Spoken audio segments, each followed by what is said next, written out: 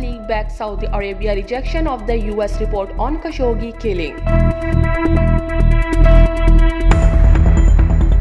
Iran says not interested in escalation of tension with the US. European state call on Israel to halt demolition. The Arab coalition fighting in Yemen has intercepted and destroyed a ballistic missile fired by the Houthi rebel targeting Saudi Arabia capital Riyadh. In Myanmar, military rulers have fired the country ambassador to the United Nations a day after he called to help to remove the army from power. Armenian President Sarkisian rejects the army chief dismissal.